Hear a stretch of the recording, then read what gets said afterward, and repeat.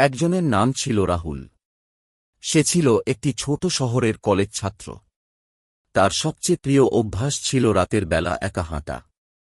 শহরের এক প্রান্তে একটি পুরনো পোড়োবাড়ি ছিল, যা নিয়ে শহরের মানুষজন নানা রকম গল্প বলত। কেউ বলত সেখানে ভূত আছে, আবার কেউ বলত বাড়িটা অভিশপ্ত। এক রাতে রাহুল সাহস নিয়ে ঠিক করল সে ওই পোড়োবাড়ি গিয়ে দেখবে। রাত তখন প্রায় 12টা, চাঁদের আলোয় পথ অল্পই দেখা যাচ্ছিল। রাহুল ধীরে ধীরে পোড়োবাড়ির দিকে এগিয়ে গেল। দরজাটা ঠেলে সে ভেতরে ঢুকল। ঘরটা ধ্বংসস্তূপে পরিণত হলেও বাতাসে অদ্ভুত একটা ঠান্ডা ভাব ছিল। হঠাৎ করেই সে শুনতে পেল কারো ফিসফিসানি। শব্দটা যেন ঘরের ভেতর থেকেই আসছিল।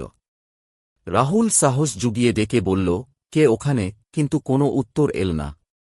এরপর সে দেখতে পেল একটি ছায়ামূর্তি, যা ধীরে ধীরে তার দিকে এগিয়ে আসছিল। মূর্তিটির কোনো মুখ ছিল না, শুধু দুটি আগুনের মতো জ্বলন্ত চোখ। রাহুল ভয়ে পেছনে সরে গেল, কিন্তু দরজার দিকে দৌড়াতে গিয়ে বুঝতে পারল দরজাটা নিজে থেকেই বন্ধ হয়ে গেছে। মূর্তিটি তার সামনে এসে দাঁড়াল। হঠাৎ করেই মূর্তিটি বলল, তুই এখানে এসেছিস কেন? এখান থেকে যা। রাহুল আর চিৎকার করতে পারছিল না। গলা দিয়ে কোনো শব্দ বের হচ্ছিল না।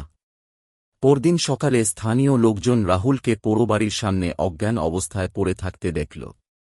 তার শরীর বরফের মতো ঠান্ডা ছিল, আর মুখে আতঙ্কের ছাপ। সেদিন থেকে রাহুল আর কখনো রাতে একা হাঁটতে বের হয়নি। কিন্তু তার চোখের চাহনিতে একটা পরিবর্তন হয়েছিল। কেউ কেউ বলত সে এখনও মাঝে মধ্যে পোড়োবাড়ির দিকে তাকিয়ে নিজের সঙ্গে নিজেই কথা বলে। হয়তো সে কখনো ওই রাতের ঘটনা পুরোপুরি ভুলতে পারেনি, বা হয়তো কিছু তাকে আর ভুলতে দেয়নি।